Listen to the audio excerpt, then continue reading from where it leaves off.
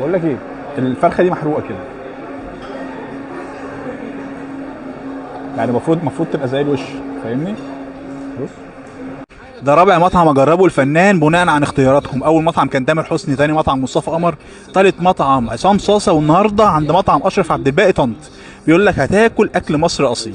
انا جاي من اكتوبر، فربنا يستر ونخش، وهدفع واوريكم وانا بدفع، واوريكم كل التجربه زي ما هي. هنقول الحلو حلو والوحش وحش، ونشوف حكايه الفنانين مع المطاعم ايه. كفايه، يلا بينا.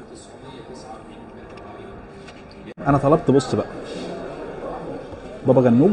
طبق بابا غنوج، هو معظم السلطات دي ب 30 جنيه. السلطات ما بتنزلش مع الاوردرات. ده ب 30. طبق المخلل ده ب 30، طبق السلطه ب 30، طبق سلطه الطحينه ب 30، وميه سلطه او الويسكي الحلال. فتعالى ندوق كده ميه السلطه عشان نفتح نفسنا. يا حاميه قوي.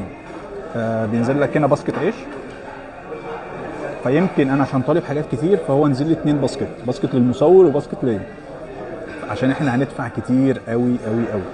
تعالى كده ندوق السلطات يا عم المصور. تعالى نشوف البابا غنوج قرب. يا جماعه الباسكت بتاع المصور اهو. ايه؟ في حاجه؟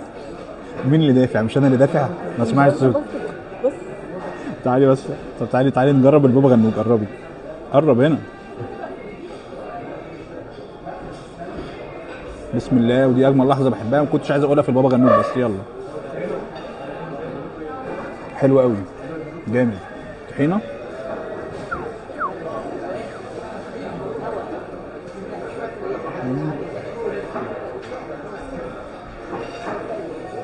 الطبق ده ب 30 جنيه، فشايفه حلو يعني، سعره مناسب جدا. مخلل بقى، مخللاتك، بتنجاناتك، خياراتك.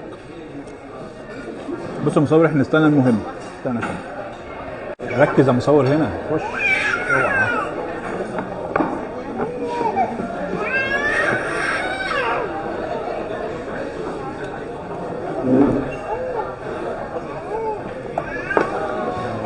ماشي، هات لي بقى الملوخيه. بص الملوخيه، بص، ركز في الملوخيه. والله مدلعك يا متصور. ماشي ماشي، حط. تسلم، شكرا. شكرا حبيبي، تسلم. تعالى بقى قرب كده مصور. اول ما نبدا، انا بقى ما بحبش الشو بتاع الملوخيه عشان الرغاوي اللي فوق دي. شايف الرغاوي اللي فوق دي؟ انا ما بحبهاش عشان كده. ما علينا. انا طلبت ربع مشكل بتلو، نص فرخه، وربع طرب. تعالى بقى كده مصور، نبدا بس بالطرب الاول عشان بص، هو الصح بقى، الصح بما انك قاعد في مكان محترم تتعامل باحترام. بما انك دافع كتير فتتعامل باحترام. ايدك دي تنساها، انساها في بيتك وانت جاي. فتعمل ايه؟ ركز يا مصور. بص يا مصور، هناخد الطربايه الحلوه دي. هو 3 طربات يعتبروا ربع، فقرب كده مصور.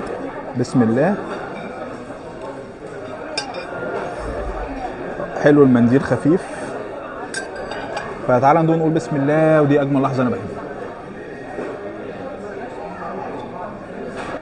انا كان بقالي كتير قوي ما اكلتش طرب حلو كده. المنديل فين اساسا؟ يعني هو مديك الدسامه بتاعت المنديل، والمنديل خفيف. حلو قوي قوي. قرب مصور.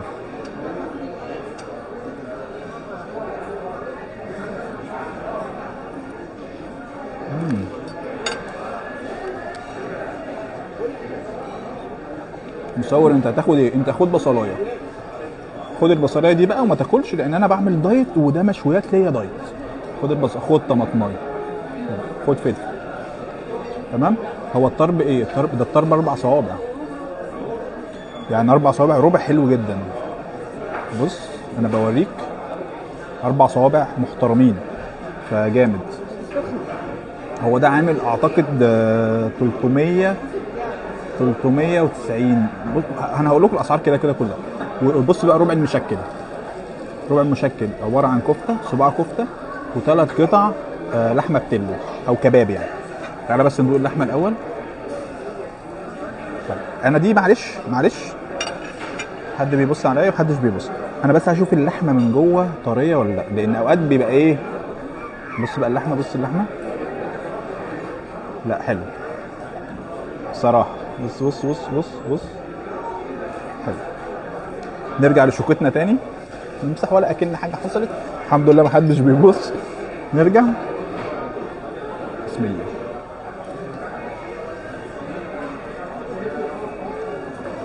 عجبني الشوايه. انا طالب كل ده لوحده، يعني كل حاجه لوحدها، بس هو قال لي هحطها لك على شوايه، قلت له تمام، بس لو من غير فلوس. قال لي من غير فلوس، قلت له يا باشا انزل. تعالى بقى ندوق الكفته مصور. بس انا حاسس ان صباع كفته وثلاث حتت كباب على ربع كيلو قليلين. اكتبوا لي في الكومنت لو قليلين. الكفته حلوه، بس البصل بصوا متقطع كبير شويه او مفروم كبير. هندوق، اهم حاجه الطعم. بسم الله. بصوا هي الكفته طعمها حلو، بس انا دقت احسن، يعني دقت احلى منها. بس والتتبيله بتاعتها مظبوطه فلذيذه مش وحشه خالص. تعالى بقى ندوق النص فرخه.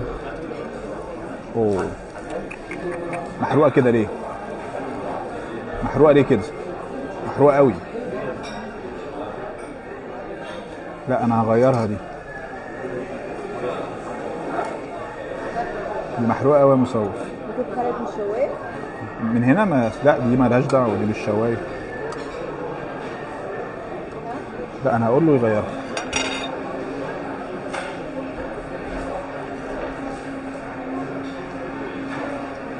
بقول لك ايه، الفرخه دي محروقه كده،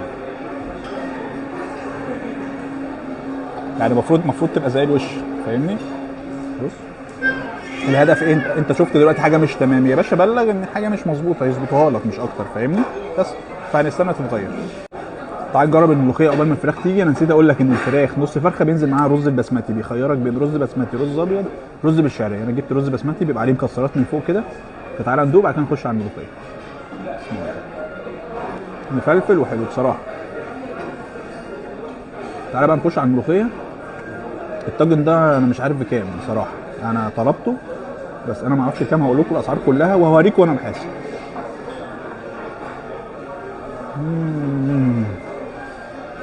ايه ده يا مصور ده؟ دي فوق العظمه بجد. مش انت قلت الملوخيه بتاعتك؟ بجد عشان تصوير بس يا مصور. يا اخيرا وصلت الفرخه.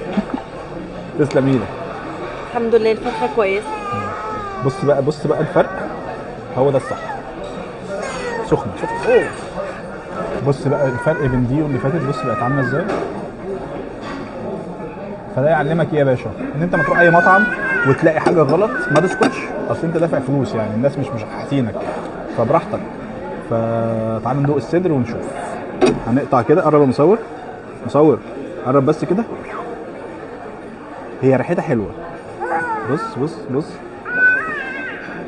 بص التتبيله. فهو الشكل حلو بصراحه. الفراخ طعمها حلو جدا بصراحه. السوا المره دي غير اللي فاتت خالص، فمن حقك ان انت تبدل اي حاجه مش عاجباك، بس ما تاكلش منها وتخلصها وتقول لي مش عاجباني، عيب.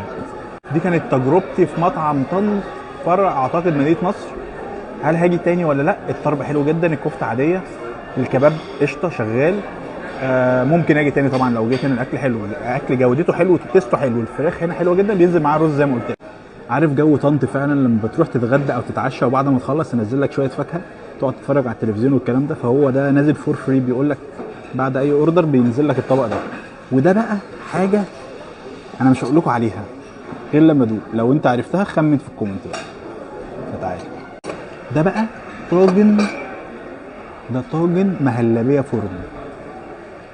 فهي المهلبيه بتبقى حلوه، فبالك في الفرن، فهي اختراع. فتعالى كده يا مصور، قرب. انا مش شايف يا مصور، انت عيني اللي بشوف بيها. اوه بص الوش ده. وقت الاكل ما بتديني البصل. بسم الله.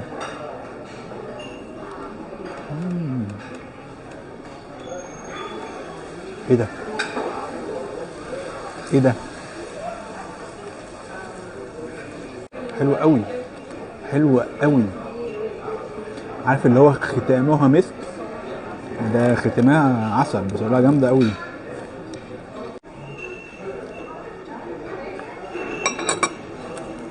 جاءت لحظه الحقيقه. ماشي احنا نحاسب.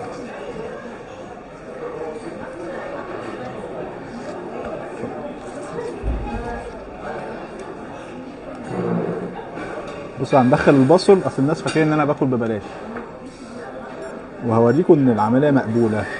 بص 1294 اهو نجيبها مصور عشان مقبوله الحمد لله.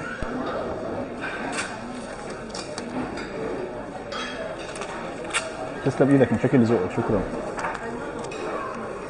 عمليه مقبوله عشان الفلوطه بس اللي هيخش. بص بقى هقول لك الملخص والاسعار واقول لك ايه الحلو وايه اللي ما عجبنيش. ماشي. السلطات حلوه جدا، اي سعر انا هقوله لك دلوقتي هو من غير الضريبه ومن غير الخدمه. الملوخيه ب 90 جنيه، الطبق اللي هو الميكس او المشكل 350، ربع طرب ب 275، نص فرخه ب 190، زيت الميه الصغيره ب 19 جنيه. دي الملخص. طبعا ما زودتش الضريبه ولا الخدمه، انا دافع كله 1294. اللي عجبني الطرب التحفه، الفراخ حلوه جدا، الكفته عاديه بالنسبه لي انت ممكن تجربها تبقى حلوه بالنسبه لي، والكباب حلو بس في شده برده بسيطه كده، كنت مستني ان هو يبقى اطرى من كده. دي تجربتي في مطعم طنط. شوفوا فيديو جديد كان معاكم حسام حسن اللي بيجرب الاماكن كعميل مش كفود بلوجر، وبقول لك ايه، سلام.